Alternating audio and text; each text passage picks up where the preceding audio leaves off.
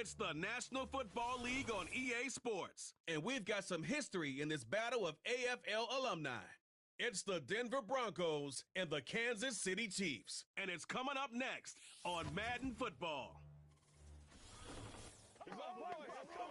From one of the loudest venues in the NFL, there's a look at Arrowhead Stadium here in Kansas City. Alongside my broadcast partner, Charles Davis, I'm Brandon Gaudin, and as we look at this matchup, every time there's something different to focus on. So I'll just ask you, what do you see here in this one? Well, Brant, you've given me a pretty blank canvas to focus on, haven't you? Yeah. Where do you think I'm going to go with this? Secondary? You know me well, right? In a game like this, it's always about the secondary. Can they handle the passing attack and make a few plays?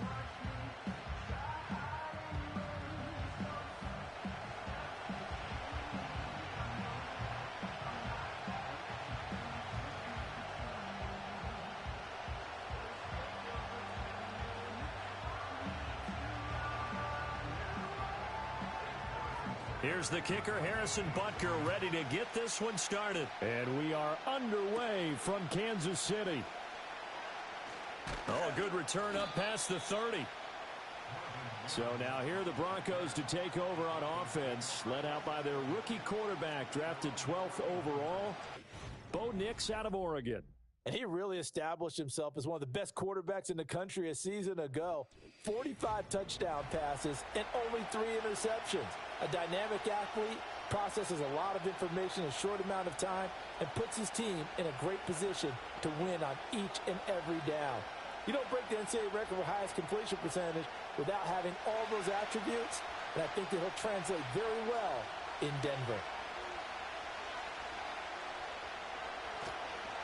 Now a first carry for the former Tar Heel, Javonte Williams. And he can only manage to get a couple. 2nd and 8 coming up. Well, any lane that might have been open there was closed pretty quickly, and that was because the defensive front, they won that battle at the point of attack at the line of scrimmage. They used great leverage, held their spot, and stacked him up. Williams going to get it again on 2nd down. And he'll get this one up to about the 39 here. Good work to pick up 7 yards there. That gets him into a 3rd and 1 situation. That was a good run, probably right on the edge of breaking into something really big. So the defensive guys right now are talking about, okay, what can we do to slow him down before he truly gets started? They'll try and run for it. Here's Williams. And Williams is going to be stopped short of the yellow line. He did not get there. Call it no gain there, and it leads to a 4th down. Strong start by this defense. 3rd and short, they go with a run. Stonewalled for no gain. I played for a guy who always talked about setting tones and meeting force with force. That felt like it on that play, didn't it?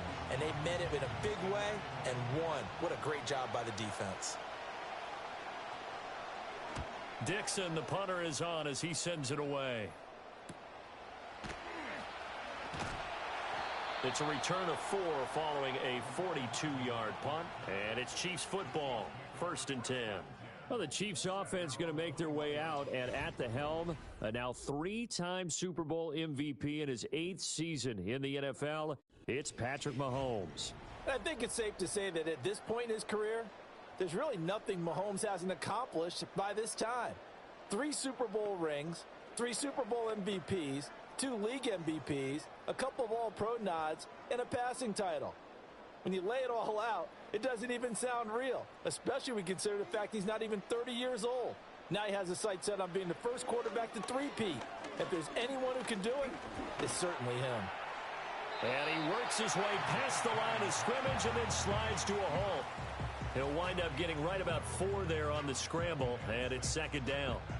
That's an early scramble that can be viewed positively by either side. From the offensive point of view, it begins to establish him as a possibility to keep it on certain plays. And defensively, welcome back, guys. Sorry, I had a bit of a technical issue on the previous game. So just to recap, we're trying some adjustments to our sliders. What we're trying to do is dial in our sim sliders for for use in franchise mode. So what I do usually is I'll have two sets of sliders. I'll have one set that I use for when I play the game, and then I'll have another set of sliders when I'm watching another team's game or simulating one of my own games. So I usually do the full 32 team control when I do franchise, and what that allows me to do is make changes to the sliders as I play different games. So if I'm watching another team's game, which is what you can do with the full 32 team control, it just increases that overall immersion in the game, and it just allows you to sort of get to know the players, especially once the league has been through multiple years. Once you get up to sort of like 15 plus years in franchise, all of the players that you know that are in the NFL have all been replaced by that point. So I'll simulate them so I can see what a team's got, a good running back or a wide receiver, and it just increases the immersion when playing the game.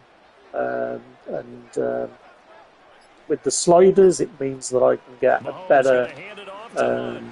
better range of a better experience, really. So the CPU sliders I'll obviously use when I'm simming, and then the player sliders when I'm playing. So when I do a franchise, I'll have a series of house rules as well, like not choosing the same play over and over. So if there's a cheesy play that I know works, then like 2 years ago it used to be or last year it used to be Overstorm Brave.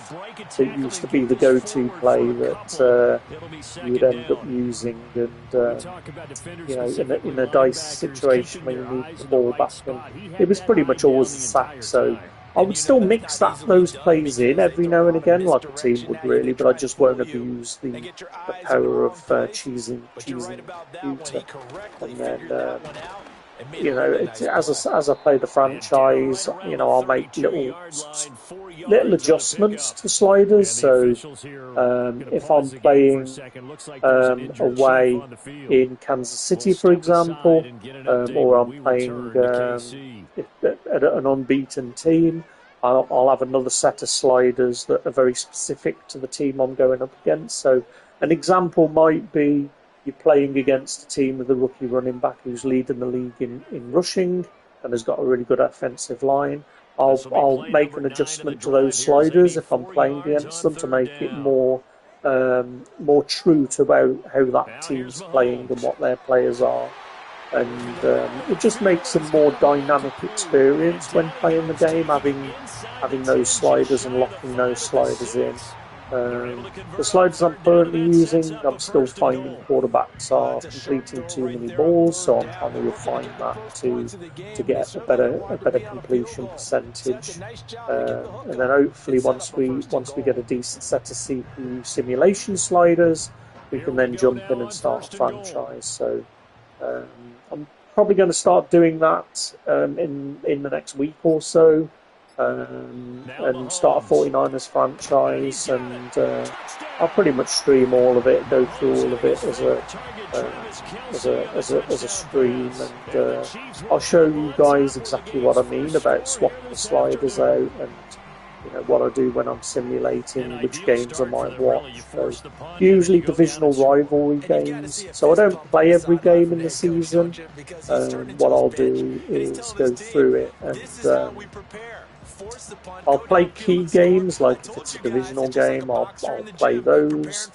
Generally, I will simulate probably 70% of the regular season, and then I'll play divisional matchups. Or if I'm coming up against a good team, like an unbeaten team or something of that nature, then I might choose to simulate that and do what I said, load a different set of sliders in. If I'm playing them, but I'm like playing the moment, whatever it is, and it just adds. I just find it adds an extra dynamic to the game when you're playing it. It just feels a bit a bit more immersive, and it gives you a good idea on how another team's players are, and even if I'll even simulate other teams' games. So, like I'm doing here with this Chiefs Broncos game, if the Seahawks are playing the Rams, I might simulate that and watch that game. Or if when it gets late on in the season, like week 17, usually I'll simulate every game. And then playoffs is the ones I usually play more. But as I was saying in one of the other videos, my franchise that I did most recently was a full 32-team relocation that I did. So I had like the AFC South became like a European division where there were two London teams, the Monarchs and the Black Knights, who I was controlling. And then we also had the Paris Blues and the Dublin Shamrocks. So that was pretty cool. I did a franchise of those all the way up until year 25 or 26, I think I got to. And I had a 99 overall quarterback by the name of Rott. And I didn't name him that. That was his official Madden birth name. And he was actually only a superstar development as well, which was pretty remarkable, being as he got up to 99, and he had like a 98 speed, a 94 acceleration, and his passing weren't that great, but my receivers weren't really that strong. So I was very much a run-first team. I used Rott's legs quite a lot, and we had a 99 overall running back as well that developed. He was a superstar development, so we had him for a good 10 or so years. I didn't get to the Super Bowl until like the 20th year or something like that, and then I managed to win that. I think I was playing the Chiefs that had relocated to. Oh man, the Buccaneers have just gone ahead in the 49ers game. Damn it. So yeah, I ended up winning against the Armadillos. I can't remember whether they were. I can't think whether they were Mexico City or something, but we relocated all of the teams essentially to various relocation teams that Madden I used to do, and. Yeah, I won that Super Bowl in the 20th year, I think it was, and then I lost. I didn't get to the Super Bowl the next year, and then I went on like a 5-game Super Bowl winning streak. So that's where I sort of hung it up. But I might actually resurrect that franchise. I deleted Madden 24 when I got Madden 25. So yeah, I might blow the dust off that franchise and do a stream just to see all the different things that have happened, like season records and all of that good stuff. But yeah, I really enjoyed it. I'm going to do the same again in this Madden in the franchise, but I'm going to use the relocated set of the created players, created teams that people have done, and sort of get them into the game, and yeah, hopefully run that one in tandem by the side of my 49ers franchise. So, but yeah, trying to get these sliders dialed in, and hopefully we can go from there and get some immersive franchise play going. So 7-0 in a sim just ended the first quarter there. So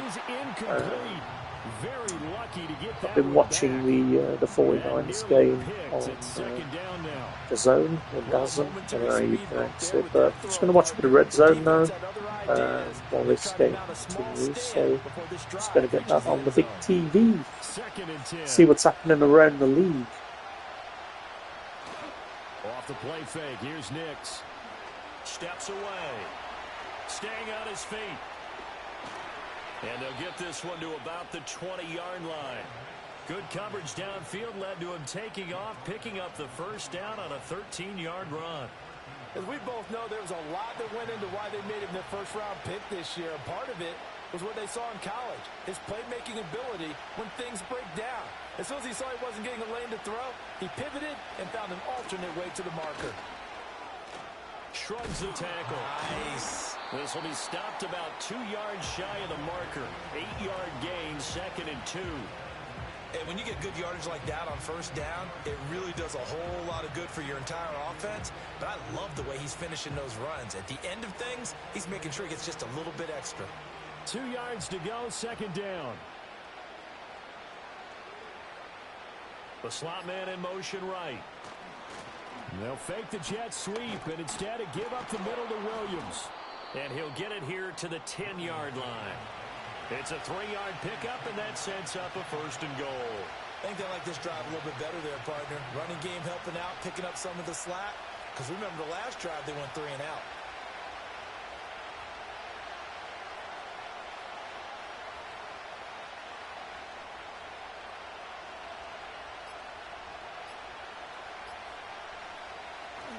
They'll try and run. This is Williams.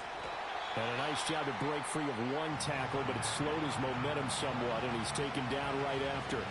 He'll get 2 out of that run, and it's going to bring up a 2nd and goal. Defensively, pretty good start there with their backs against the wall. That's a win for the stop troops right there. And if I'm them, I get a little bolder now. They won the first battle. Keep coming after them. Put the pressure on them. Again, it's Williams. And it fights through. And Williams is in. Touchdown, Broncos. An 8-yard touchdown run. And the Broncos are within an extra point of tying up this ball game. Sometimes you get a 1st and goal and you're back near the 7, 8, 9-yard line, and you start thinking, maybe we'll run it here on 1st down to get half of what we need, so maybe we can have 2 or 3 shots at going for it from closer range. So this is a bonus right here. What a great run to work his way into the end zone.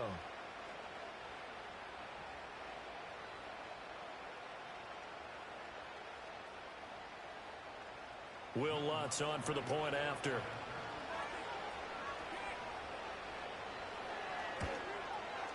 It's up and good, and we're tied at 7 here in quarter number 2. So that one a 13-play drive in total. And it was capped off by a Javonte Williams touchdown.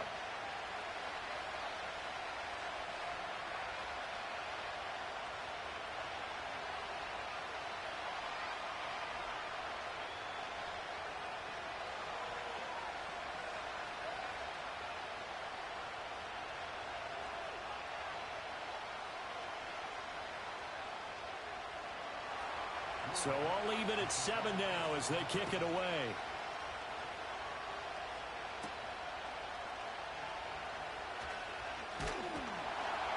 And he takes this near the 25. Just a little pass there. Call it the 26.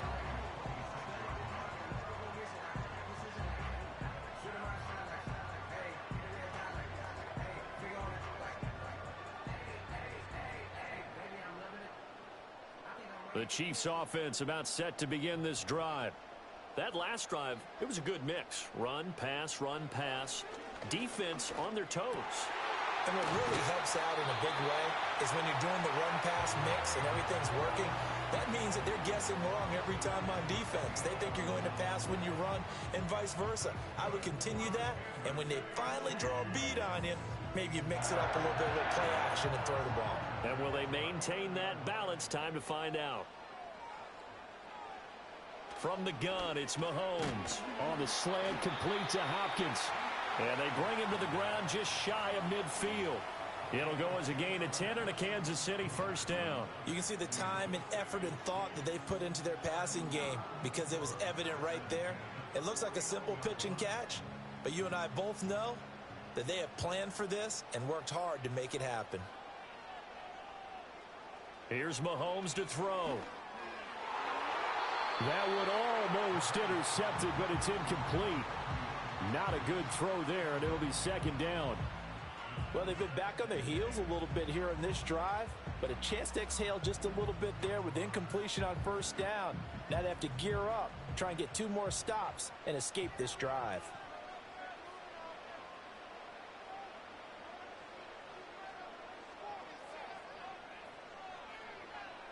Now it's Mahomes again. Short throw hauled in by Kelsey. And this will be stopped at the 44. That one good for 7 yards. And there's a completion to the tight end. And look at the size of these players nowadays. At that spot, 6'4", 6'5", and up. A lot of guys used to be basketball players, somehow came back to football. And that's really good for the game of football. You're getting better athleticism, great hand-eye coordination, guys who know how to control their bodies when they run their routes. Pass taken in by his big tight end. And all the way in for a Kansas City touchdown. Travis Kelce with his second touchdown here in this first half. And the Chiefs have taken the lead. For a big tight end, he can sure move like a slot receiver when he gets a head of steam going. And as a defensive back, you've got a big decision to make when he's moving like that.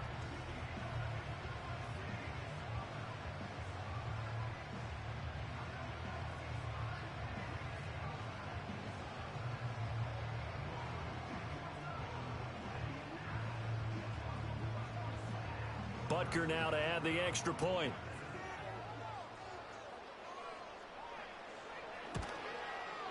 And he's got it. It's now a 14-7 ball game. The drive summary that time, 5 plays. And it culminates in a Travis Kelce touchdown.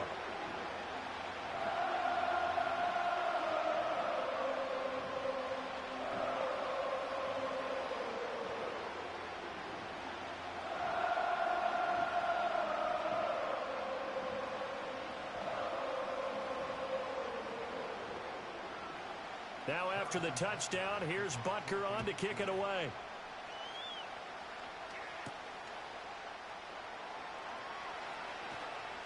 And he'll be stopped up at the 25.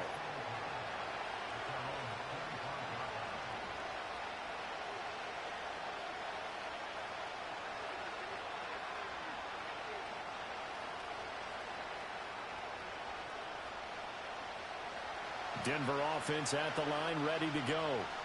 After that last score we just saw, now 14-7, so a chance to march down the field here, try to tie this football game. That's complete to Troutman, right side. And he's going to be out of bounds, but not before he takes it inside the 40. An excellent gain, 35 yards. And this is how you answer a touchdown the other end. You come out throwing to start your own drive. And not just throwing, but pushing it down the field. And they come up with a big play as they try to answer back with a score of their own. So now 1st and 10 in Chiefs territory at the 39-yard line. They give it to Williams, running right. Down to about the 37.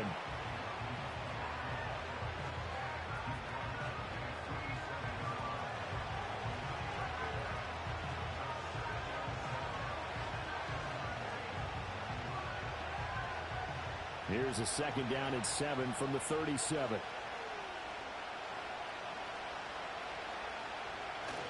They'll stay on the ground with Williams. And a good-looking run there as he'll take this inside the 20 and down to the 18-yard line. 83 yards rushing for him as he has been tough to stop here this first half. Well, if they continue to run the football this strong, right up the middle, I don't know if they can wait till halftime to make adjustments. They better find a way to get it done series to series. I don't know if they need to sub some guys out, bring in extra people, maybe change what they're doing on the defensive side of the ball. But right now, they're running the ball very well right at them and right up the middle. So the completion good for 6 yards, and it'll be 2nd down.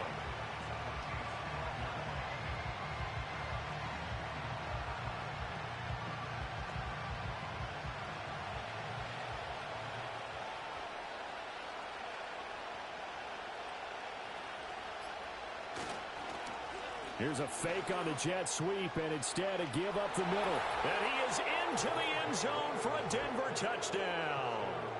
Javonte Williams with his 2nd touchdown here in this first half. And the Broncos are an extra point away now from tying this ball game. So his strong first half continues as he finds the end zone here for the 2nd time. And definitely good blocking at the point of attack. And you just have to love watching the way you can create space down near the goal line. and he's able to take it into the end zone.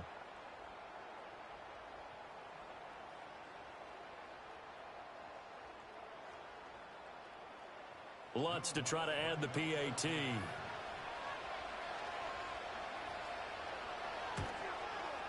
And we've got a good one brewing. We're all knotted up at 14. That time, 75-yard drive, 5 plays. And it was capped off by a Javonte Williams touchdown.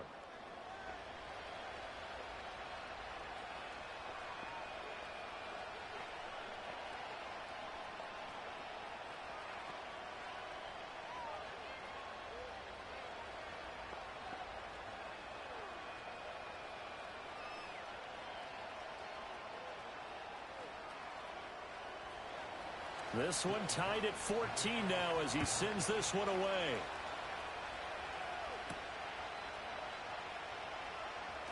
Sheds off the tackle. And he won't quite make it to the 25.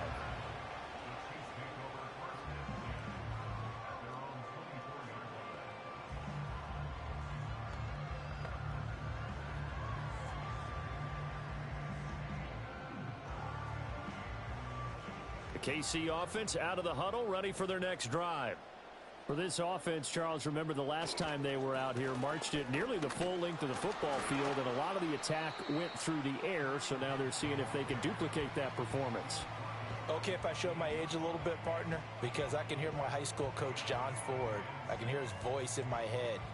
Laddie, when you put the ball in the air, 3 things can happen, and 2 of them are bad. For the way the game's being played now, this is just part of what they do, so I don't think they should change anything at all. They've been dominant. Keep throwing it around. On second down, right back to Hunt. And he'll get it up near the 35, right at the 34 here. 7 yards there and a first down. That's a good, nice, crisp run for a first down. I wonder if the defense might have been loosened up a little bit, maybe anticipating a pass instead of the run that they got. From the 34 now, here's 1st and 10. To throw, it's Mahomes. And the catch made by Hopkins. And he gets this up across the 35 before he's out of bounds.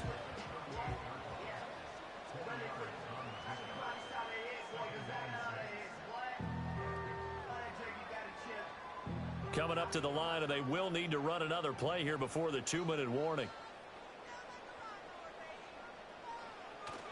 Now Mahomes gives to Hunt. And he is met in his tracks behind the line of scrimmage. It'll be a loss of a couple on the play, so now 3rd down coming up. Second quarter, 2 minutes to go. Tie ball game. They'll come to the line here needing 9 yards to pick up the first. Mahomes now to throw. And he is caught. He's got room at the 30 and down to the 19-yard line. A big play there for KC.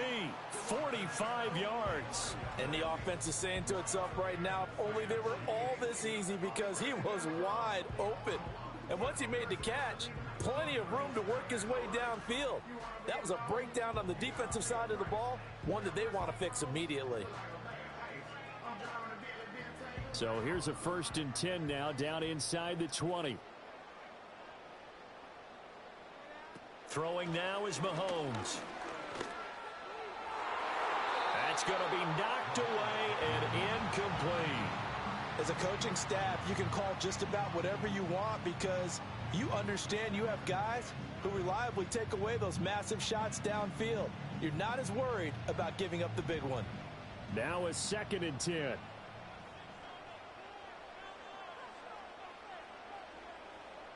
Shotgun snap to Mahomes. The tight end Kelsey has it over the middle. And the Chiefs are going to be set up with a 1st and goal coming up as they get him down at the 6-yard line.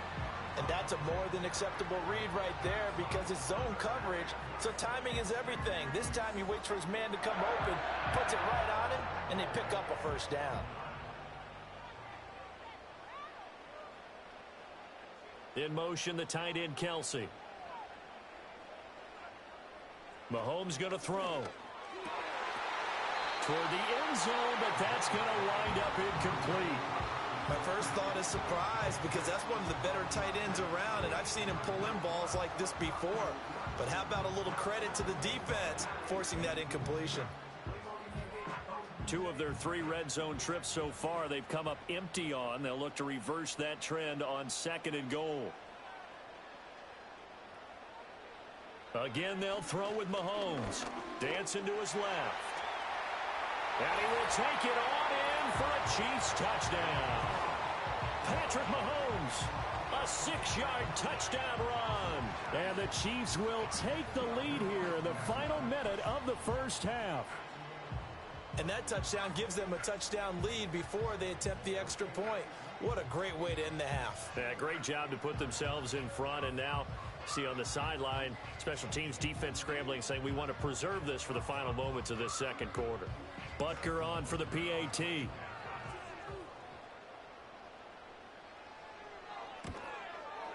It's up and good, and that'll make the score 21-14.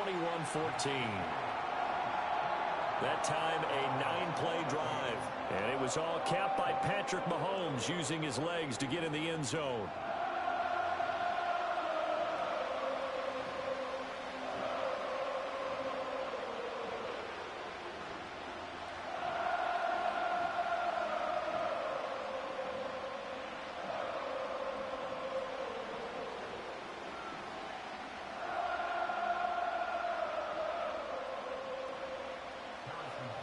Now after the touchdown, here's Butker on to kick it away.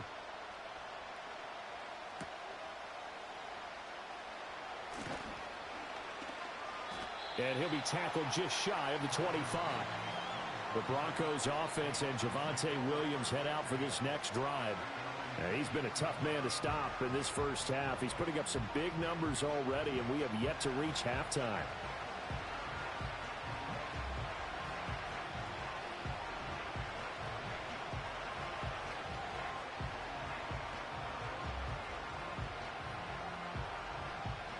The Broncos onto the field, ready to start their next drive. And with time quickly fading here in the second quarter, not sure how aggressively, offensively they want to play this. I think we'll find out just how much they trust their guys in this situation if they decide to take a shot.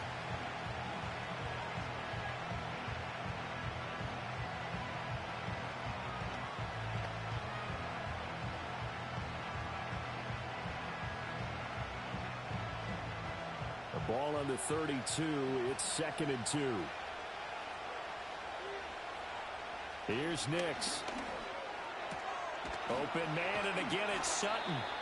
Now the Broncos going to use the second of their timeouts as they'll stop the clock with 12 seconds to go in this first half.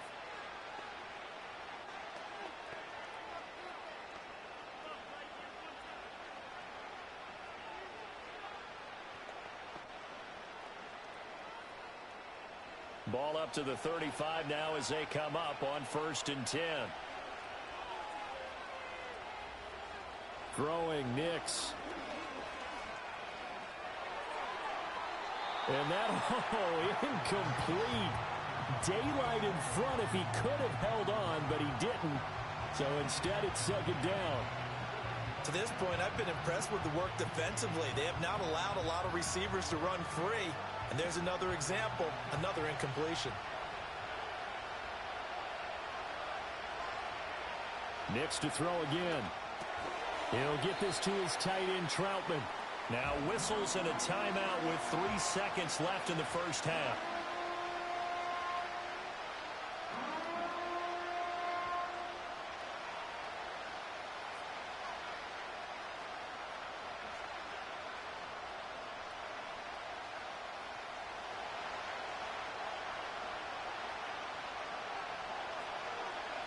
A final shot before break. Nix. And incomplete on the deep ball. So we have reached halftime with a touchdown. That's the difference on the scoreboard. As we'll send you down to Orlando, and we check in with Jonathan Coachman for our EA Sports Halftime Report. Coach.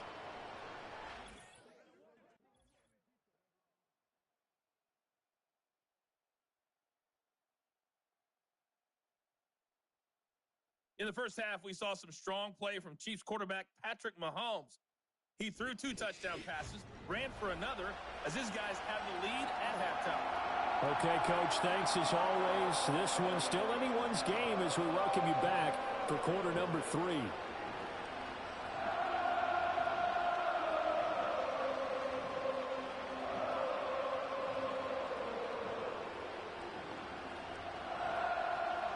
Ready for the start of the third quarter. The Chiefs have the lead and set to receive the football. And a nice return sets them up pretty good here right at the 30-yard line. The Chiefs offense and Patrick Mahomes headed back onto the field.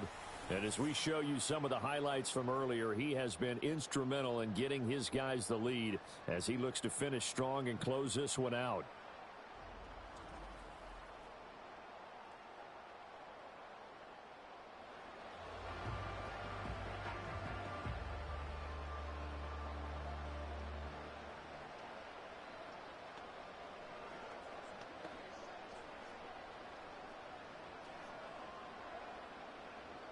The Chiefs offense about set to begin this drive.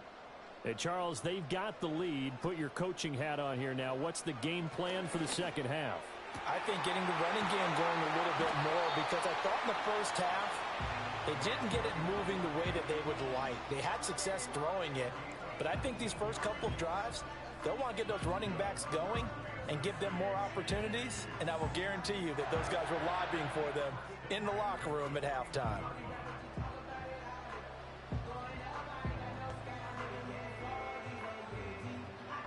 So one play, and they're already just shy of midfield.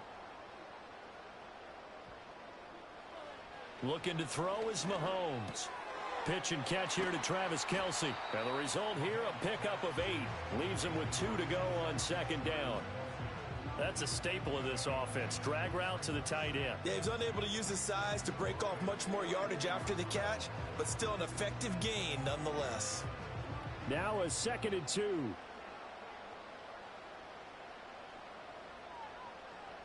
In motion right is Hopkins. Now they show jet sweep, but instead a run up the middle here. And the stop here will come at the 38-yard line. 45 yards rushing now on 8 carries for him so far. 2nd and 2 is prime time for a little bit of a gamble, isn't it? Open up the playbook, go play action, toss that bad boy deep. But in this situation, go ahead and give it to your back. Let him pick up a first down. Keep the sticks moving. Back to throw now on first down. And he's going to get a solid gain of 9 before being brought down. 2nd and right at a yard. Coaches always harp on the quarterback reading the defense and getting it to the open man. That's good recognition there. And how about what he did after the catch? Yeah, hit your tight end, let him get some rack. Yeah, when he gets moving, not many guys want to come over and put a hit on him, do they? They'll bring one of the tight ends in motion left.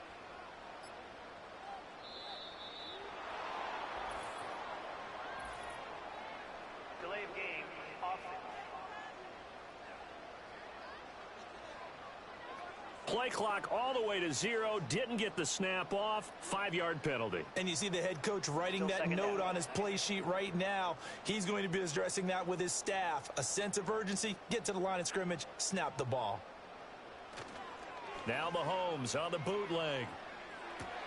Another pass into the reliable hands of Kelce. And this is going to be another first down as they'll make the tackle at the Broncos' 22-yard line. 12 yards there as they move the chains. I like how they work the tight end on a nice little under route there. And if you're going to give him that much space, he's not even going to catch the football. He's going to run away from you a little bit, and that's exactly what he just did there, picking up extra yardage. They'll bring a tight end in motion right.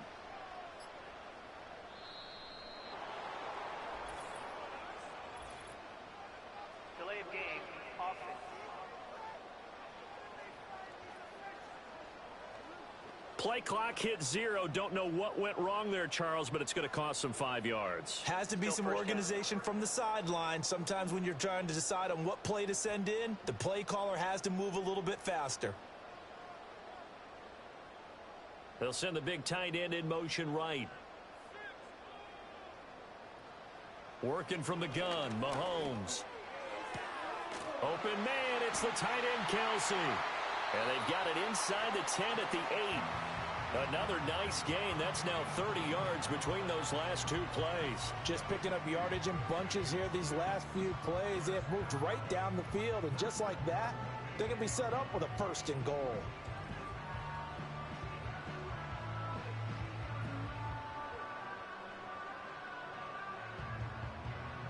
This offense continues to be a hot knife through butter. 3 drives, 3 scores, and knocking on the door again on drive number 4.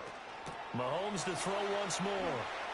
And he takes this into the end zone for a Chiefs touchdown. Xavier Worthy from 8 yards out. And the Chiefs take the opening kickoff of the 3rd quarter and drive right down the field to extend their lead.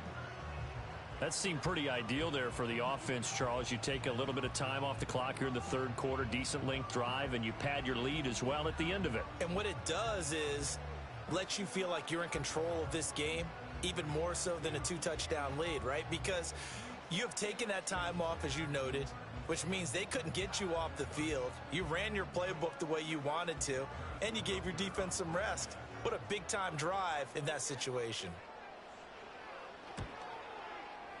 Extra point by Butker is on target, and the lead now up to 14. So that a 7-play, 80-yard drive. And the capper that put it in the end zone, a run of 8 yards.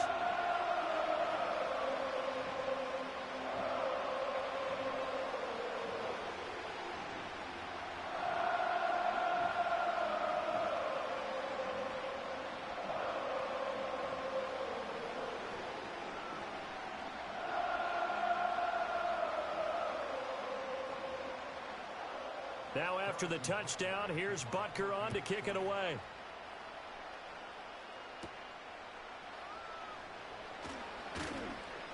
And able to get this out to the 25.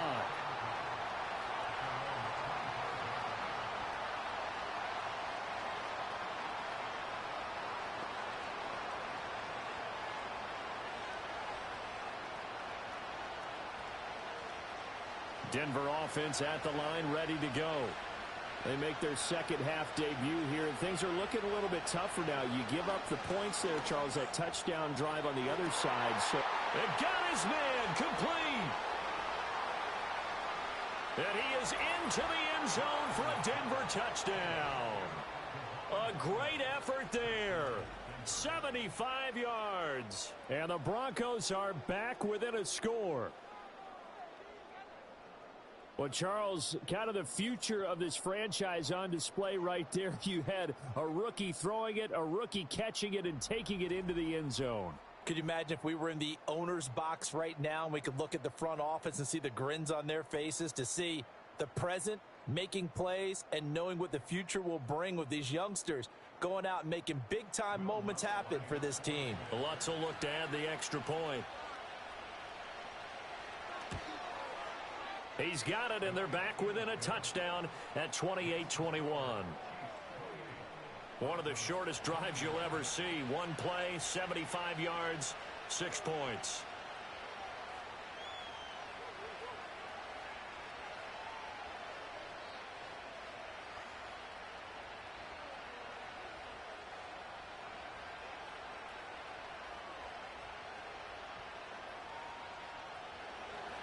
After the touchdown, Lutz to kick it off.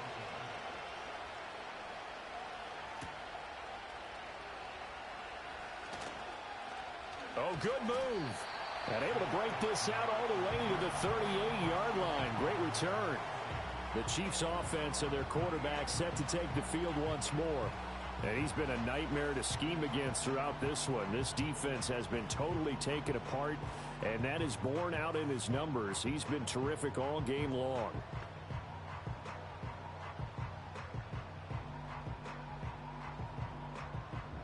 The KC offense out of the huddle, ready for their next drive. Pretty important 3rd quarter drive for them. Momentum has sort of shifted the other direction after that last touchdown as they nurse this small lead. And he'll work this forward for about 3 at 2nd down.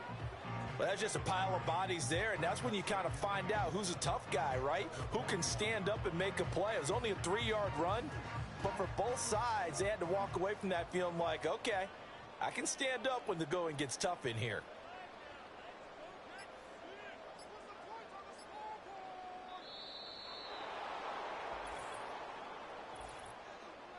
Delay of game, offense. So a penalty that can frustrate a coach so much, a mental error, and it'll back him up 5 yards. Still second down.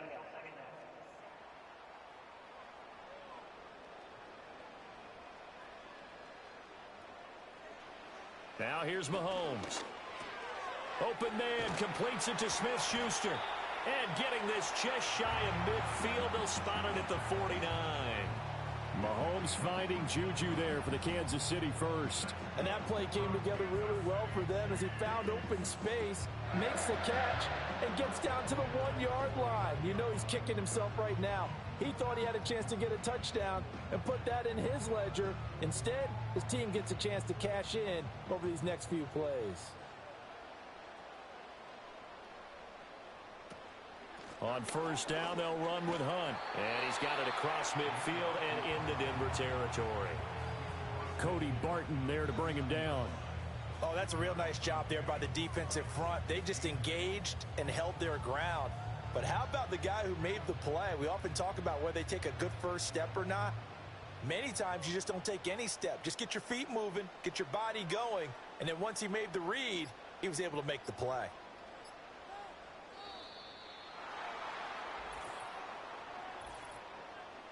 Delay of game, offense. Not enough sense of urgency there. Play clock hits 0, 5-yard penalty. Yeah, I like your point there. Not enough sense of urgency. People walking up to the line of scrimmage, you've got to get up there and get set and be ready to go.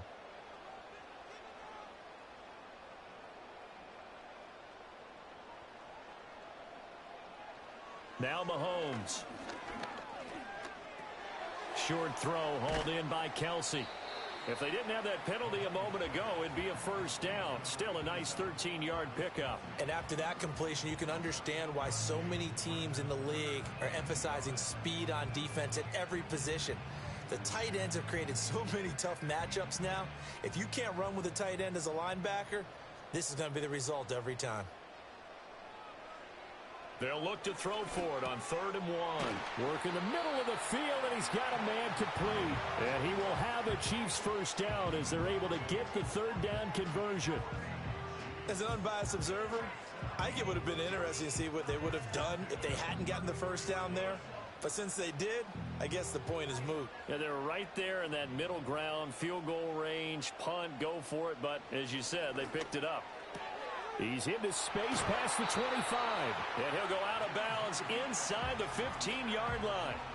19 yards there on the catch and run. What a drive this has been, just chewing up the yardage. And here's one of their best plays yet as they finally get down into the red zone and look to finish this off with 6.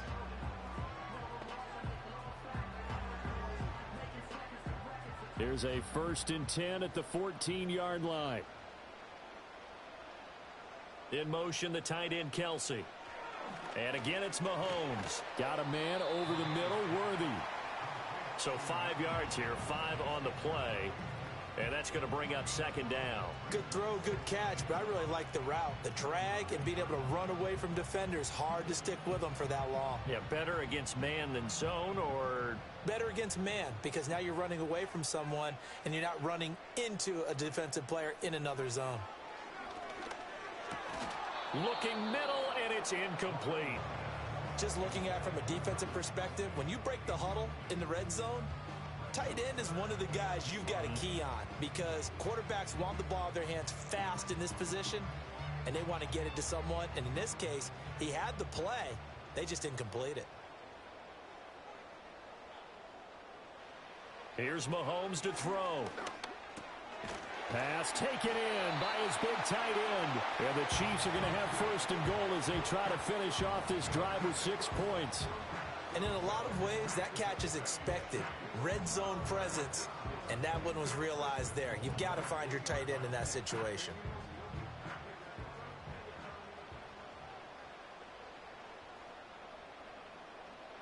They'll stick with the passing game as he looks to throw.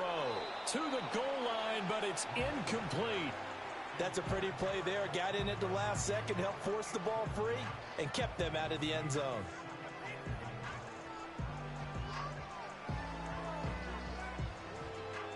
They'll go again from the 3 here on 2nd and goal.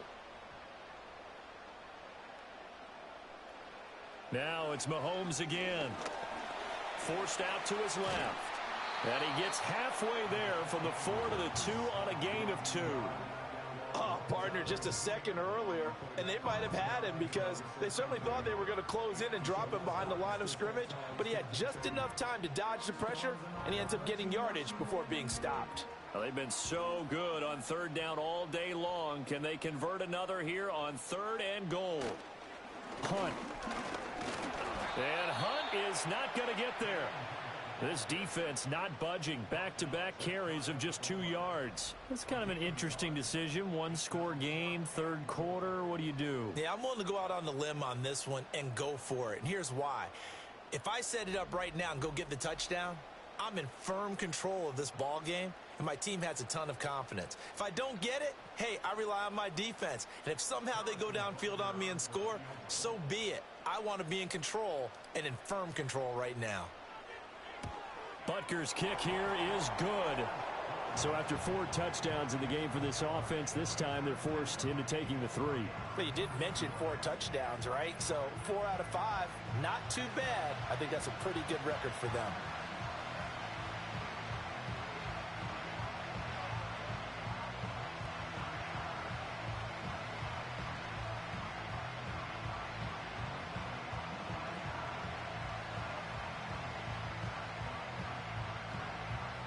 After the field goal, here's Butker to kick it away.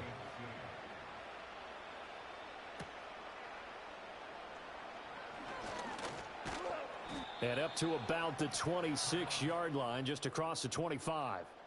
The Broncos offense and their running back getting set to go once more.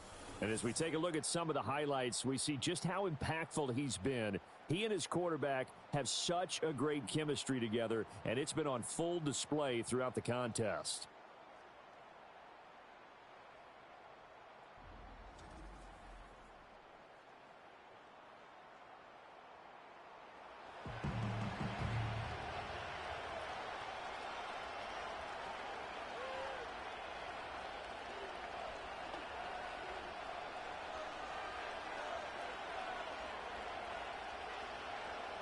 The Broncos onto the field, ready to start their next drive.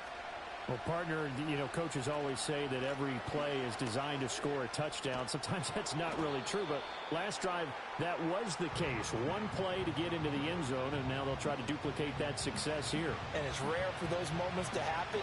Incredible when they do. And you saw the celebration. Pure, unbridled joy after that one.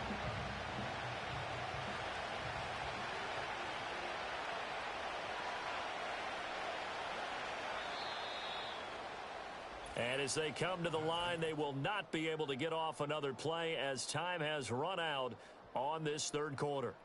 We'll return with more after this. This is the NFL, and it's on EA Sports. We're back now in KC. It's the Broncos trailing, but they do have possession of the football as we begin quarter number 4. Nix to the air. And this one taken in on the right sideline, but not in the field of play. They say it's incomplete. The throw led him a little too far. It brings up 3rd down. Well, that's a defensive coordinator's got to be happy with that result. They took away all options downfield and forced the incompletion. The Broncos on 3rd down. Just 1 for 3 thus far. Here it's 3rd and 2. Now a man who's been busy this afternoon, it's Williams.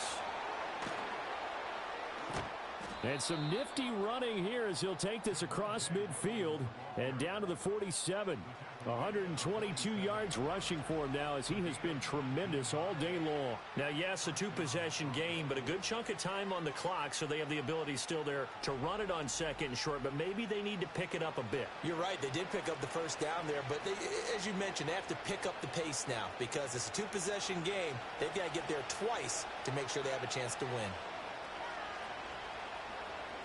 They'll send a receiver in motion to the right. He's going to get it on the jet sweep.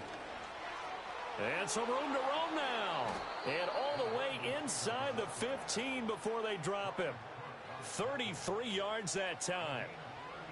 Well, you talk about catching a defense off guard. They were not expecting jet sweep at all there. Well, he was 10 yards downfield before the defense even knew what hit him. So a really good play call against a defense that was set up for them to gain big yardage. And how about how they executed the handoff there? That means they spent some time with the wide receivers taking hit. And he'll take it into the end zone for a Denver score. Bo Nix taking it in from 14 yards out. And the Broncos have made it a one-score game again here in the fourth. And this is a balancing act for a head coach with a rookie quarterback. You've got to walk a line with him. You don't want him getting happy feet, but you also don't want to rein in what worked for him in college. And here, he pulls it down, takes it himself, and takes it into the end zone. Lutz to try to add the PAT.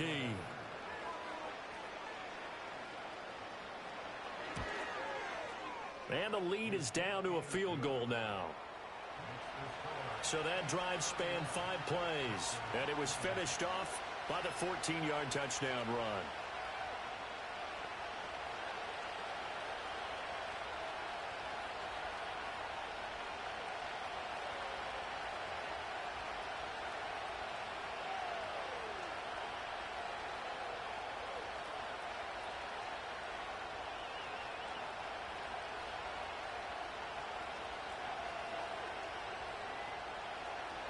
After the touchdown, Lutz to kick it off.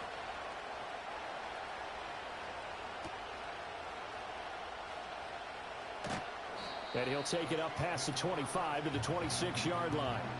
The home team's offense and their quarterback ready to go once more.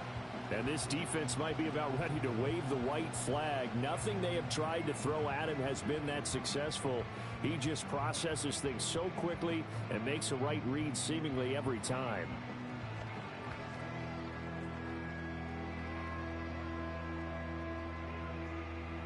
The Chiefs offense about set to begin this drive. Their lead back down to 1 score after the touchdown a moment ago. First down's a must on this drive as they start out here 1st and 10. And he's taken down but able to slip across the 35. The drive starting with a first down, 11 yards on that pickup. Well, it may seem a little unorthodox to some people. Got the lead, 4th quarter, yet he's still firing away. I think he believes that's the best way to go ahead and win the game. Yeah, a lot of coaches say, let's just run the football, be conservative. He's sticking to his game plan. No, that is his game, and that's what they're going to ride.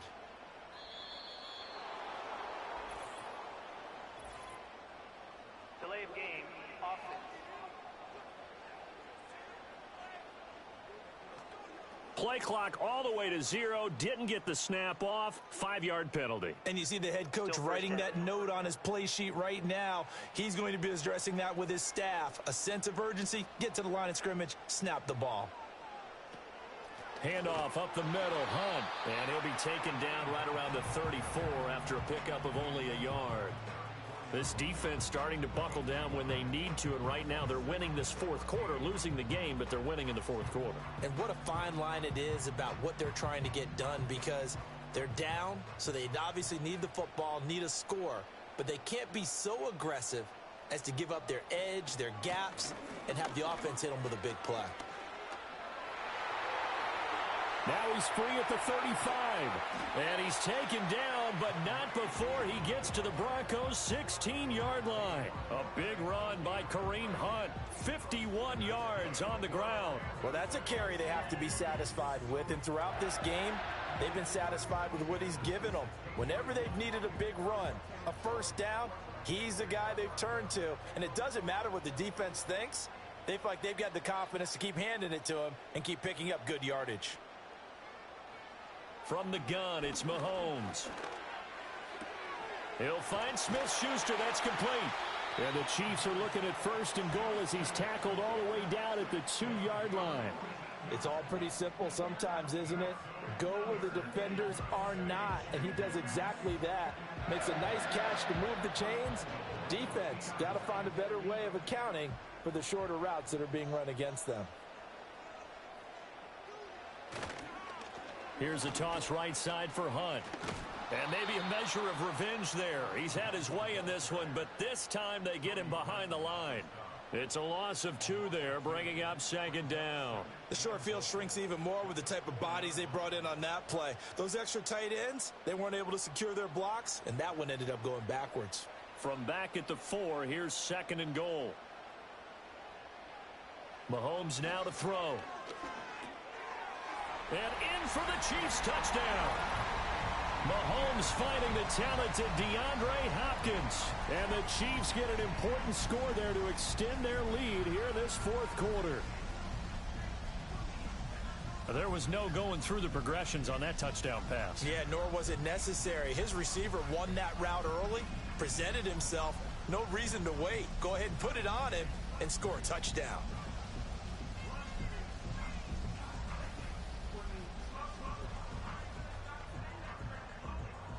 Butker now to add the extra point.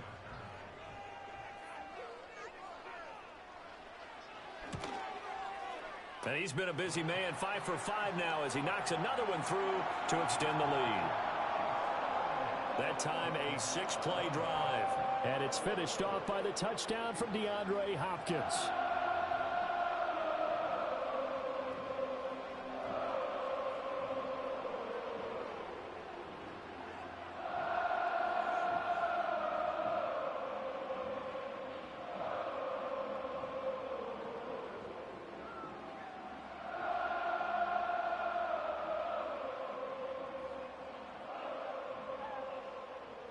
Now after the touchdown, here's Butker on to kick it away.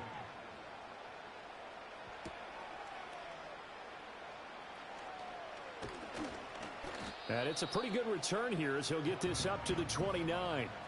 The visitors' offense and their running back getting set for this next possession.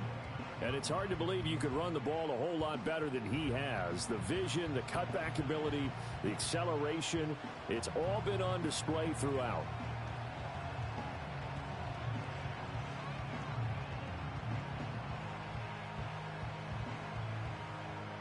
Denver offense at the line, ready to go.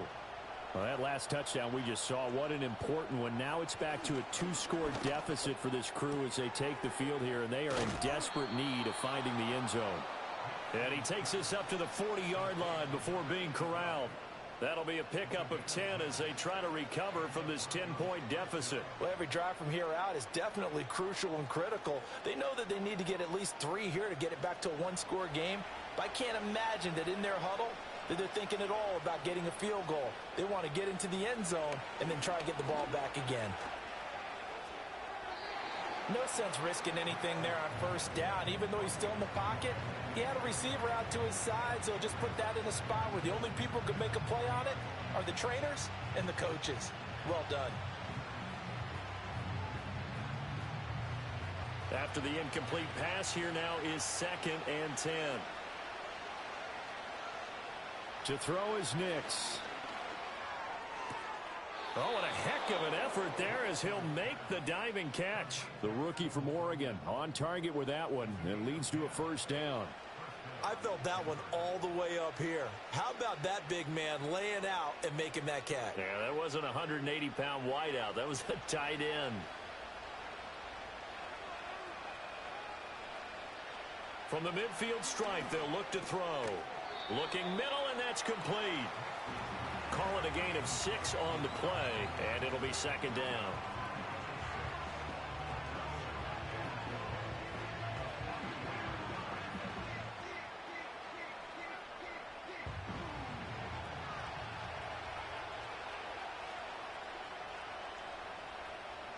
Here's Nix once more.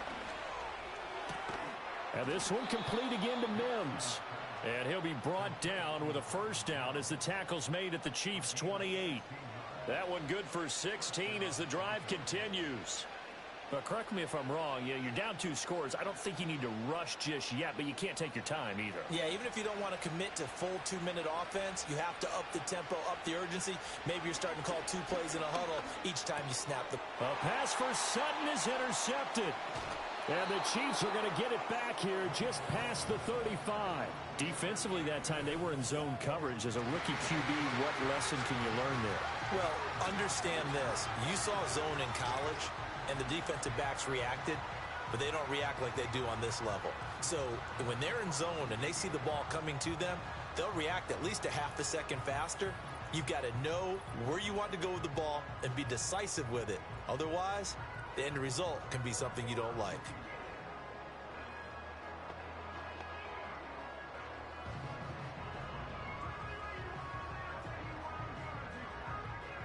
The KC offense out of the huddle, ready for their next drive. They have to like the position that they are in. Fourth quarter, 2-score lead, and now the ball back after the INT. He finds some way to turn this into positive yardage as he struggles forward for a pickup of about 2. And for the defense, this is a spot where you don't want to totally sell out to stop the run, but you do have a pretty good idea of what you're going to see. And that's good work right there to keep them in check on that first down carry.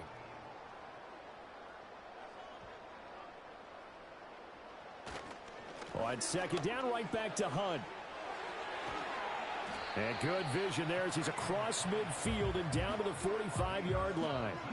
First down for the Chiefs. Solid chunk of yardage, 17 on the play. At carries like that, that's how they're going to continue to salt this thing away here, Charles, in the fourth quarter. Yeah, how about that? A new set of downs. Clock continues to move. No better way to close out a game than to tap those mastodons you have up front and say, guys, keep pounding them. Let's keep the ball, keep their offense on the sidelines, and let's close this one out. There for the stop defensively, Nick Bonito. That felt like a trap because it looked to me like the opposing front was on that play from the get-go. They had everyone crashing the ball carrier before he even made the line, and they hold him to just a yard. So 2nd and 9, and you'd have to figure just about all 11 probably crashing the line here. Down under 2 minutes to go in this football game. 2nd and 9 from the 44. They run again with Hunt. And he'll be brought down at about the 42. And now right out of the 2-minute break, we'll get a timeout used defensively with 1:56 to go.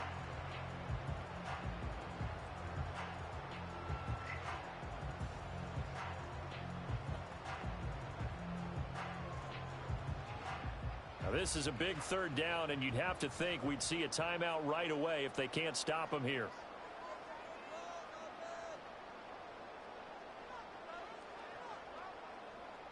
Back to throw, Mahomes. Able to find the open man. That's complete. And he will have a Chiefs first down. And that's the one that should seal the victory.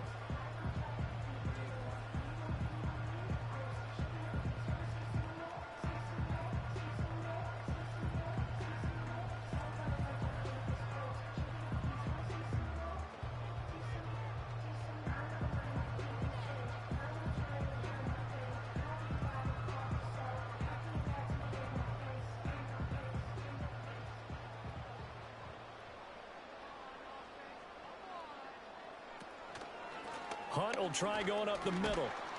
Knifes his way forward here, but just 3 yards on the play. 2nd down. Now the Broncos will use their 3rd and final timeout as they'll talk things over prior to this upcoming 2nd down play.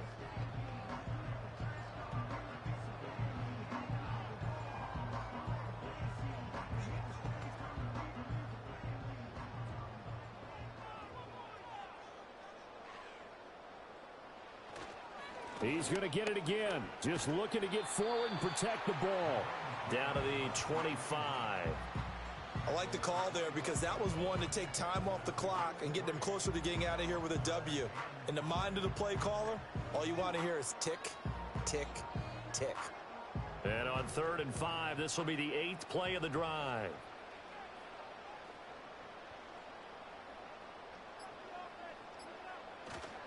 Mahomes going to hand it off to Hunt. And he is going to lose yardage here. That'll make it 4th down after a loss of 1. On this day, the ground has been his, but at least on that individual play, we just saw the defense finally with a win. Yeah, they finally got one, and that's a win for them, but all game long, he's seen the holes, and they've been huge for him. Kind of like a baseball hitter in the zone. The ball seems bigger, and he's just whacking it. These guys, they've got it going today. So a big one coming now for Harrison Butker. He hit his first. Now this from 43. Butker's kick here is good, and that will extend their lead even further. So they settle for just the 3, but clearly right now anything helps trying to salt this one away into 4. Without a doubt, obviously a touchdown probably would have been the final nail to finish this thing off, but they still ate up time, got points. So while it's not mission accomplished, it's darn close.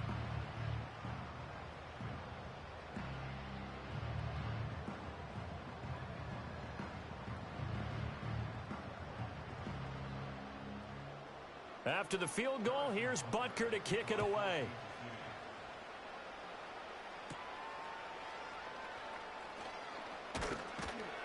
And he takes this near the 25. Just a little pass there. Call it the 26.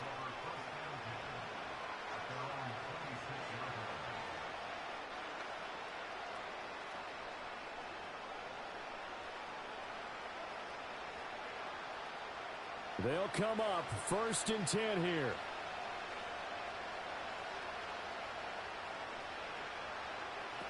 They go back to the air here after the INT on the last drive.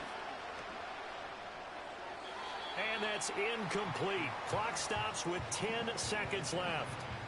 Not only did he have a chance to scan the field there, it felt like he had a chance to scan it twice. The protection was that good. Unfortunately for him, the coverage downfield, equally good. They'll come up now on 2nd down. Here's Nix. A throw left sideline falls incomplete. Well, so far in this drive, they've done some good work. They force incompletions on 1st and 2nd down, bring up 3rd and 10. That brings up the big question. Do they bring pressure or do they play coverage on this down? The Arrowhead crowd in full roar. Here's 3rd down. Throwing Nix. And the Chiefs are going to get him. Michael Dana in there to take him down, and the clock will roll. Well, this was a fun one today if you like points. A lot of them went on the board. Both offenses were clicking. Charles East.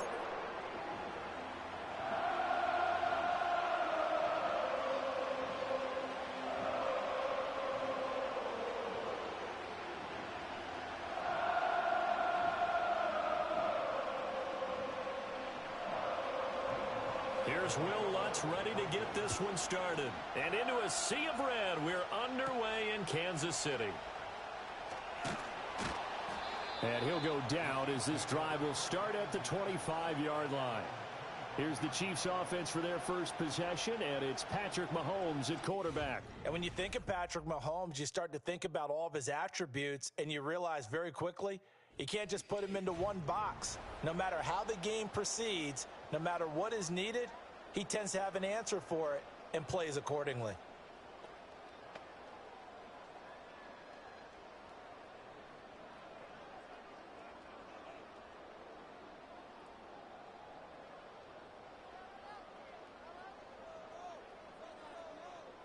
Mahomes not wasting time. He'll throw. And this one nearly picked off. Well, kind of surprising to see a defender of his caliber let it get away, but get away it does, and it's 2nd down. It's zone defense right away here defensively, and I know that these linebackers and DBs are going to be tested throughout. They passed the first test, though. This one falls incomplete. They fake the give. Now Mahomes. And he will not make it back to the line of scrimmage as he's going to be taken down. Nick Bonito coming in there to record the sack. All right, partner, I'm going to be Captain Obvious right here. Not the start you're looking for offensively, right? Incomplete pass followed by a sack. And when he went down, it looked like that right ankle got turned, but thankfully he popped up okay, and they breathed a sigh of relief on that sideline. Looking to throw is Mahomes. Swings this out for Hunt. And he's going to be stopped here a few yards short of the first as the tackle is made at the 33. They'll get 8, but they're going to have to punt here on the opening drive because that's not enough. Brandon, it certainly looked like they had that play defended well, but it still almost worked. Got it to the running back. He wound up getting really good yardage out of it, but it was 3rd and long, and they were able to rally and stop him before he could get to the marker.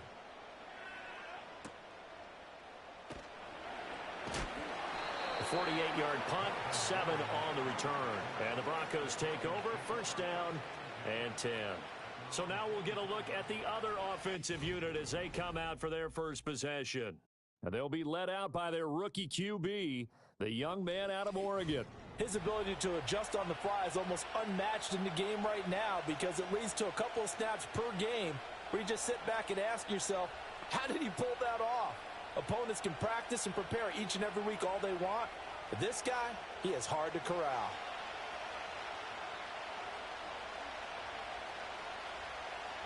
To throw, here's Nix. Throw left side complete. That's Franklin.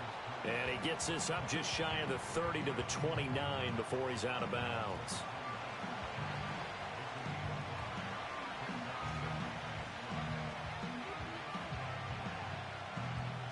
Second and 5.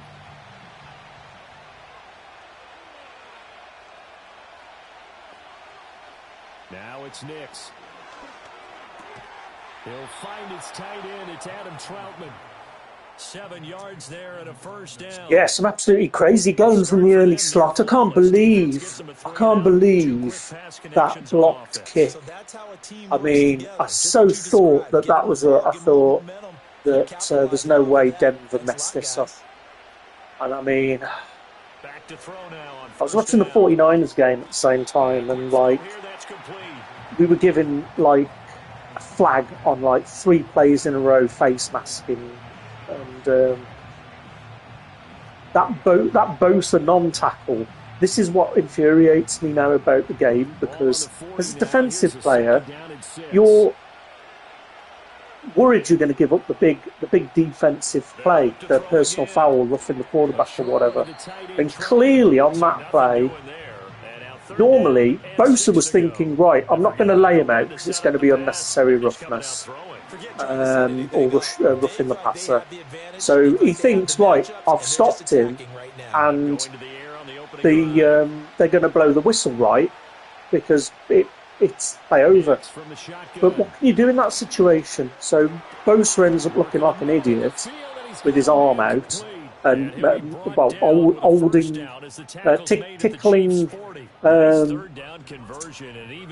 tickling Baker Mayfield's armpits instead of tackling him.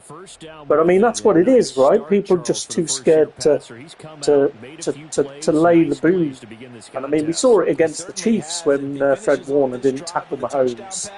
And then we end up having 3 flags in a row anyway, like 2 face masks, and then what was it? Illegal touch, was it? Something, but I mean, I understand that the rules need to change, but if you're in that position, if Bose basically drags him down, he's obviously worried he's going to get a penalty. But I don't know what the answer is. I mean, in the end, we won, so you know we got the W, but there's definitely loads of worrying signs there for the 49ers. But I mean, I'm gutted for Broncos fans. I mean, that stuff is just like.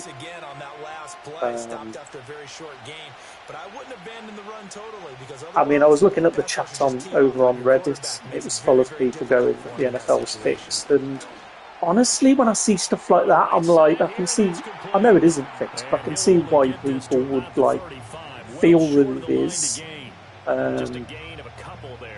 Just watching the rest of the Steelers game now, 28-27. Seems like another good game. Hopefully the Commanders can pull this one out. But yeah, some pretty tasty early kickoff games. So I'm probably going to jump in and do the Dallas. Is it Dallas Eagles? Yeah, Dallas versus Philadelphia. So I'm going to probably do that one next. Just because it's another divisional clash. And, these sliders are feeling pretty good now, so I think I'm going to settle on these and hopefully be able to start my franchise probably tomorrow. I think I'm going to go with tomorrow, and I can try and get some of my my user sliders done. So I normally go to Operation Sports and download them from the forum there, but I thought I'd tweak them myself. I've done a few of these simulations now, and I'm kind of liking how they look and how they play.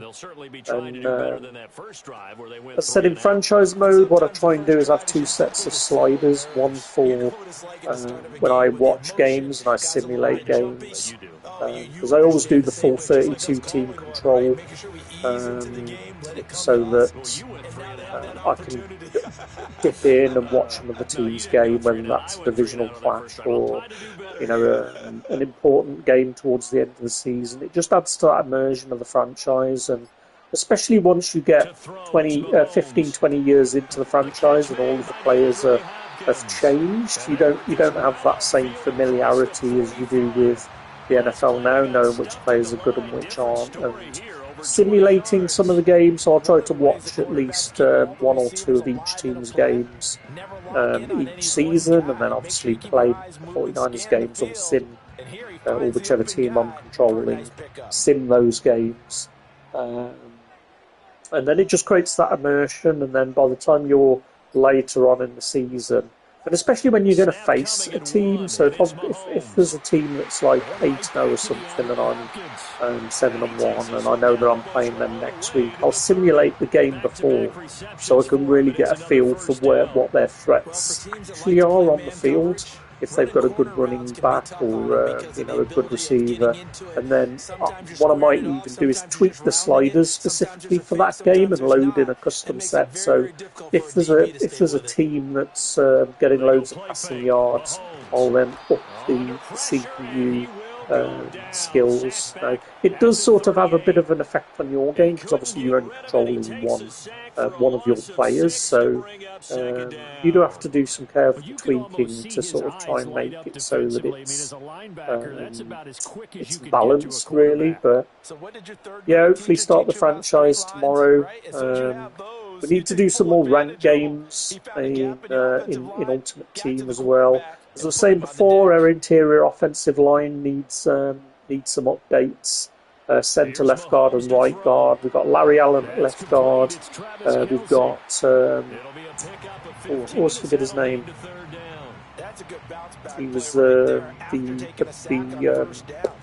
Gridiron Guardian centre. Yeah, I can't think what his name is now. Corbett. And then I've got Burford at right guard, but we're letting so much pressure up the middle. If our opponents use mid-blitz, usually it's pretty much an instant sack. So we need to sort of shore up the centre of the offensive line. And then our left end is quite weak. I haven't upgraded it. I've got a most feared 84 in that position. I was hoping that we would get a most feared Bosa or an unstoppable Bosa. We haven't had one yet, but I'm holding out. Hopefully we do get a left end Nick Bosa, so we can upgrade our left end. Secondary is pretty good. We're 91s across the board for, I think, the first 4 cornerbacks, and then we've got 89s for strong and free safety, so looking pretty good defensively, and I think we'll get up to a 90 overall. We're 5-1, I think we are 5-1 in champions. We haven't took the team online into ranked yet, but that's what we're gonna probably do as well tomorrow.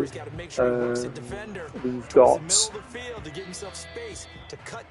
house rules to do, but I'm just not really liking the way that they play out. It doesn't suit my play strategy. I'm very much a run first philosophy, and then shorter West Coast sort of dink and dunk passing game, but generally trying to set up the passing game with the running game. It seems to work quite well, but it's not conducive to the house rules games because you've got to go 75 yards in something like, is it 7 plays?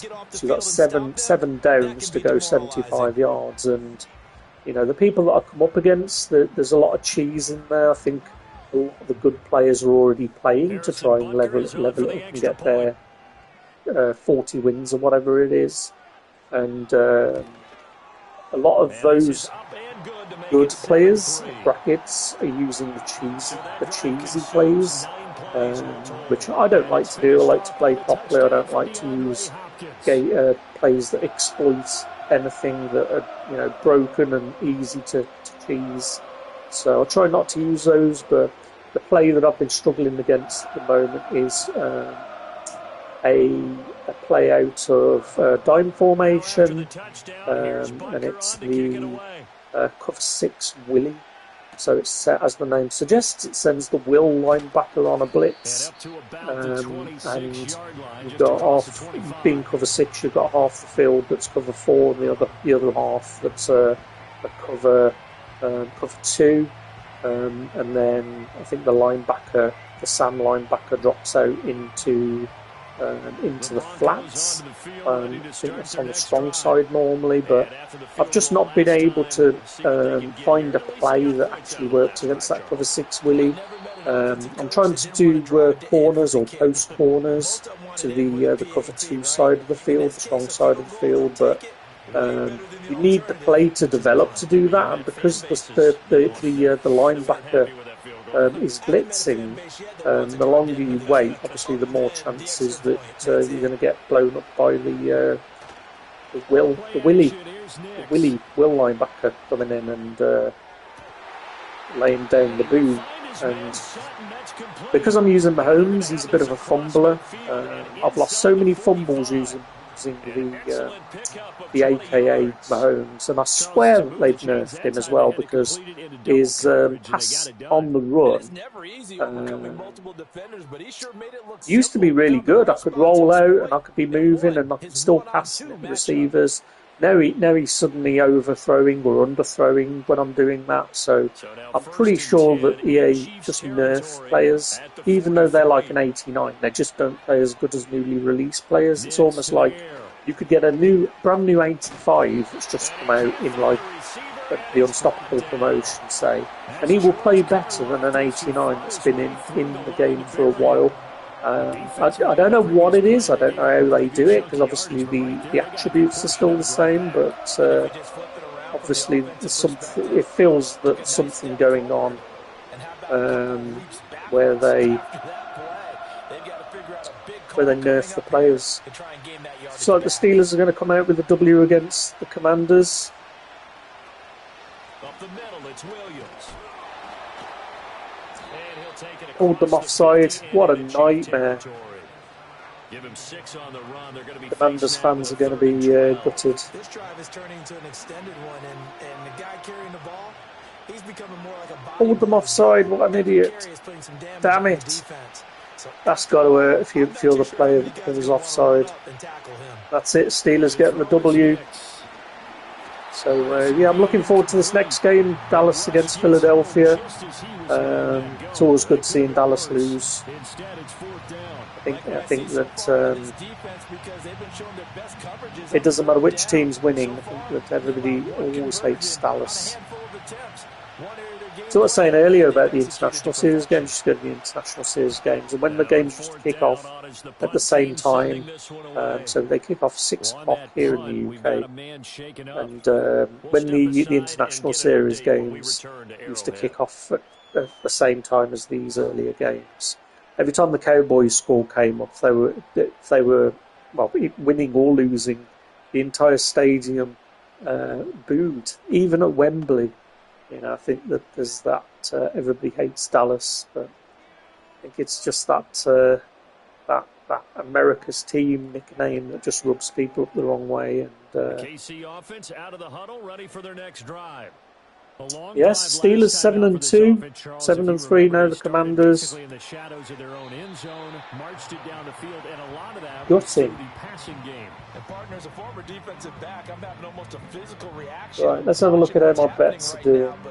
Let's give credit where it's due because they've done an excellent job moving the ball through Nice, the air. right, we've got one hacker that's made it through the early games. And I think it's that Broncos Kansas City game that screwed me a little bit. I'd have had much more. So in the upcoming games, I need the Titans to win. They're up at the moment. We need the Eagles to beat Dallas, which they should. Got the Dolphins to beat the Rams. And the Texans to beat the Lions. So it's only really the Texans and the Lions. Oh, we need Arizona to beat the Jets as well. So we're currently we're on a potential returns of 345 quid and a cash out of 5 quid from a 10-pence stake. So fingers crossed we get our first big win of the season, like the 345 quid. And I might buy some more Lego. I bought the new Koenigsegg Technic Lego to go with my Lego car loader.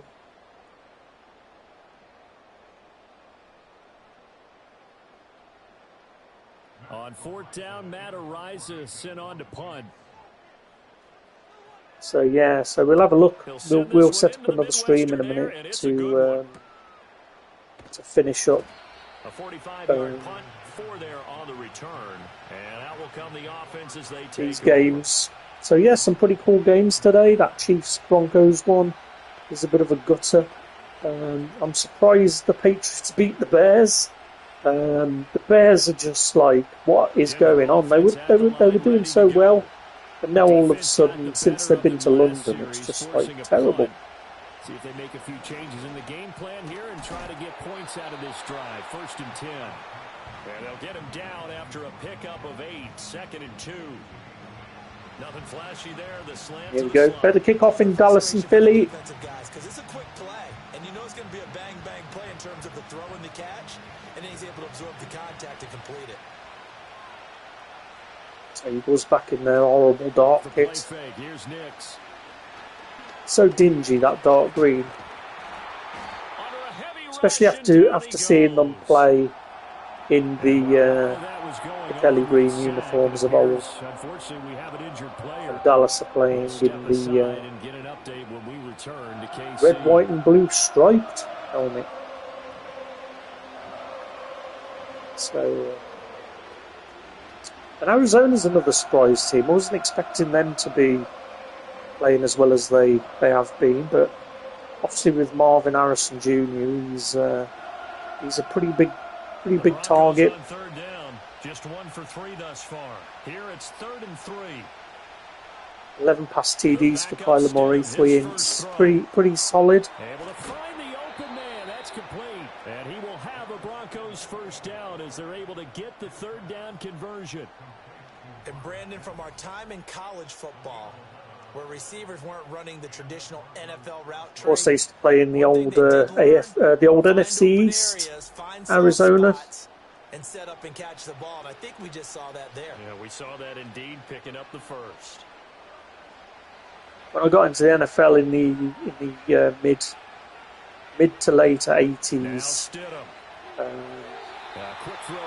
I think the first real season I was aware of the NFL, the Cardinals were still in St. Louis, or St. Louis, however you say it, and they moved to Arizona, but they were known as the Phoenix Cardinals back then. I remember when I was saying in the game, we lost recently, 24-23, was it, to Arizona? This year, that we had a game like that in the 80s, in the 1988 season, where we were 23-0 up against the then Phoenix Cardinals.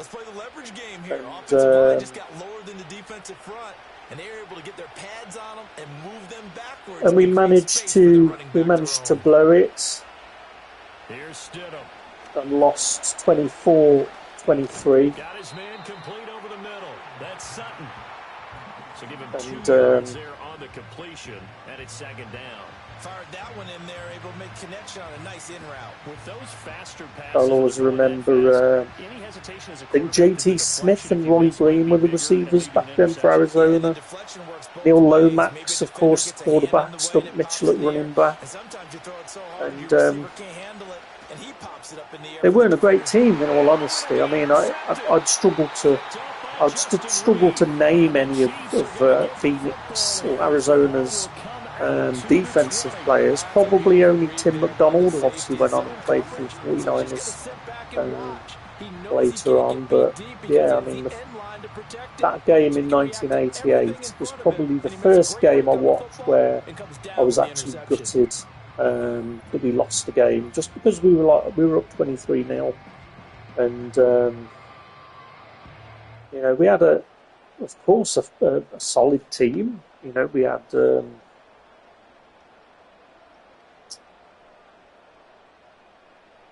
well, they used to say we had a finesse defense back then, didn't they? I think that used to be piss the defense off, being called a finesse team rather than a brutal team that plays with hard hits. I guess that's right. You don't want to be known as finesse really if you're about hitting, but I'm not sure you can be called finesse with Ronnie Lott hitting you in the back like a sledgehammer. They didn't get that done. This time they want to string together a nice drive and help themselves out. In motion left here. One accumulator left to go, and then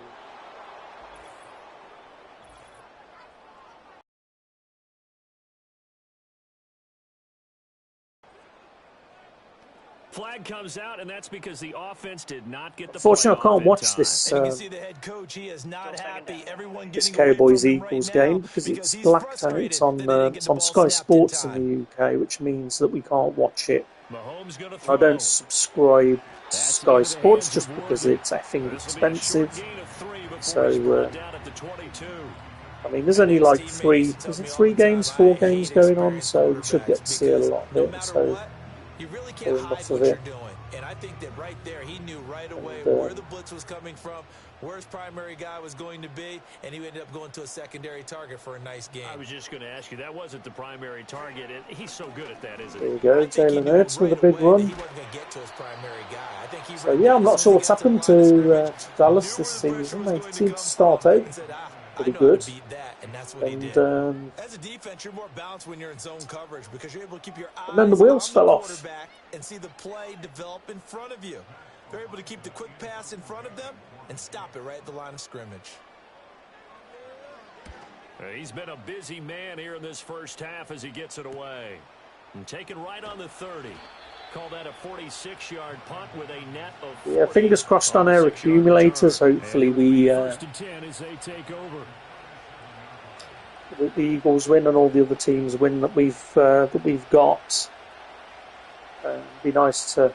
I mean, I won't find out obviously till Tuesday if I've won, because we've got the Sunday night game and the Monday night game. And honestly, it's pretty brutal in the UK watching those games. The Super Bowl isn't too bad. It kicks off like at 11:30 in the UK, whereas the late game, Sunday night football and Monday night football, they like kick off at about 1:15 a.m. So you literally got to stay up until like 4 a.m. to watch the entirety of the game. So because I've changed up my working hours now, I don't work Mondays. I'm never going to have to work a Monday again in my life, which is always makes me smile when I say that, because Monday mornings at work, even if you love your job, Monday mornings, everybody just hates. Even if you like your job, being sat Monday morning 9 o'clock in your office cubicle is something I'm just glad I'm never ever going to have to do again. And it means that I can usually watch Sunday night football. And I don't work Thursdays or Fridays either, so I can watch Thursday night football as well now without having to worry about the next day. So it's only really Monday night football, and I'm working on Tuesdays as we speak. Hopefully, in the next 2 years, I can officially just retire and dedicate my entire life to watching late night American football in the UK. I mean, I could just move to the States, right? Maybe that's what I should do. He knew that he wanted his tight end to have the football, and for good reason. I'm definitely going to try and get over stateside to watch 49ers game next year.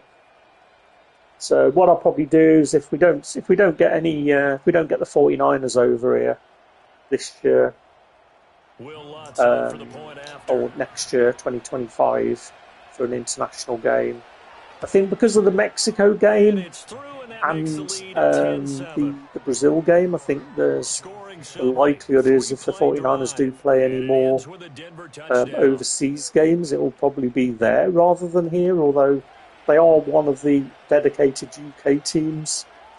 There's a touchdown for Arizona. Let's do our aperture, see where we are. Right. So Arizona scored. So we've got Tennessee, Arizona, Philadelphia, Houston, and Miami. So it's £6.68 cash out off a 10-pence stake. So that's looking pretty good. I'm pretty sure Philly are going to beat Dallas. I can't see the Jets beating Arizona. And the Chargers, I mean, I would say the Chargers are going to beat Tennessee, but I've just got a feeling the Chargers just haven't been playing well really recently. And the KC offense out of the huddle, ready for their next drive. As we eke closer and closer to intermission, Charles, remember last time out, most of the favourites won in the early games, and the only exception to that is New England. So they were the underdogs. New Orleans, they were the underdogs, and Pittsburgh were slight underdogs. So three of the underdogs won. The rest were all the favourites. So the 1-4, 1-4 Chiefs, 2-5 49ers, 4-9 Buffalo Bills, 1-3 Vikings, and then in these games the Titans are 3-1 underdogs. Arizona and the Jets pretty much evens. The Eagles are the favourites 3-10, and then later the Lions are favourites against Houston, and the Dolphins and the Rams are pretty much even. So it's probably that Houston game that's going to be the difficult one, but I'll have a bit of breathing room if these ones finish. I'm at like a £10 cash out from a 10-pence stake. I'll end up breaking even from these bets. That's all. I just put 110 pence hackers on. So we're at £6.80 at the moment. So hopefully the Eagles will slot one in a minute, and it'll nudge it a little bit higher. Yeah, so we've got 3 games here in this late segment, and £6.73 cash out. That's not bad. Now Mahomes. Toward the sideline, intercepted. Picked up by Riley Moss. And the Broncos are going to get it back here just shy of the 20. And I managed to get a peak viewers on the channel today.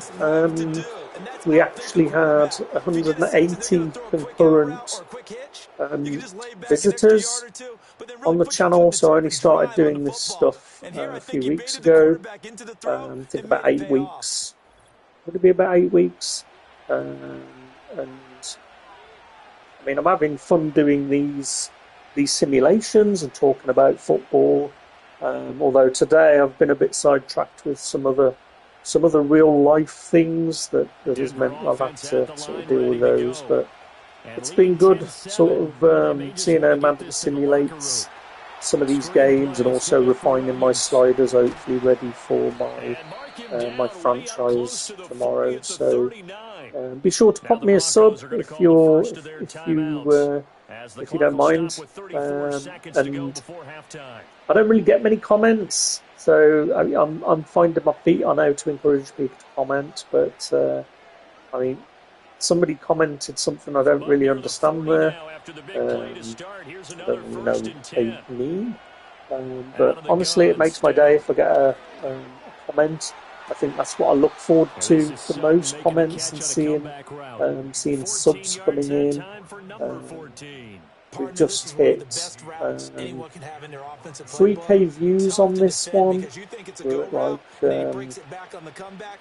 I believe they we had like just over 180 or nearly 180 concurrent views, which honestly I'm completely blown away by, really. Did he keep those feet in bounds? That's the question they've got to decide. 3K views.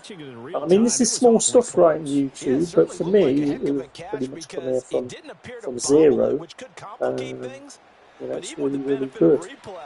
And we gained 6 subs as well along the way, so we were at 7 subs. So we're at 241 subs now, so that's always nice to see. And I'm open to talk more. I mean, my main aims for the channel are to talk about mental health, really. It's just trying to... I think I'm at the point now where I've got enough subscribers and enough people come online that I can probably talk more about what I want to talk about and use gaming and things that I like, American football as the medium to talk about men's mental health. I mean, mental health in everybody, in all honesty. It's not just for guys, it's for everybody. But for me, I have an eating disorder for 20 years that I managed to kick 3 years ago. And although I still have struggles and I still have struggling times and days, my main aim is to raise awareness for eating disorders in men, because we just don't talk about it. I suffered for 6 years before I got help for it, and that's the main aim, really, is just to show people that it's. I used to think that I was the only one that had this, because you don't really read about other guys with eating disorders. At least I didn't 20 years ago, and I couldn't even say bulimia back then, whereas now, I'm a bit more candid about everything, and because I've managed to recover from it, I feel that if I can help one person, this channel would be worth it, and get people speaking about things, and I know a lot of people that do YouTube channels they're trying to get rich. I'm not naive enough to think that, the money to me isn't important. If I did get lucky enough to get monetized, I'd probably want to sort of do something with it in relation to donation to a charity or something like that. But it is to raise awareness for eating disorders in men. So if you do have any questions on that, let me comment or reach out to me. They've got a bit more of an audience. It's hopefully it's gonna pick up a bit more steam, and I can find my feet a bit more. I mean, I'm learning other stuff while I'm going along as well, so it's not just talking about the mental health side of things. It's also a good form of therapy for me. I find that talking about it, even on this, I'm just sat in my living room watching NFL, talking about things. I find it quite cathartic that if I've got something on my mind, that I can talk about it. So I'm getting stuff out of this as well. I'm learning new skills. It's allowing me to sort of think about things and talk about things, and hopefully it will help other people. But yeah, if you've got anybody got any tips on how to encourage more comments and to encourage more of a chat, because when I follow other people and I watch other people's streams, it all seems to be quite active, and I've had a few people comment today, which is nice.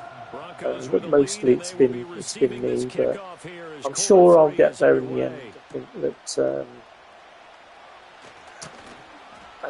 as I do more and more, I think that I'll get better.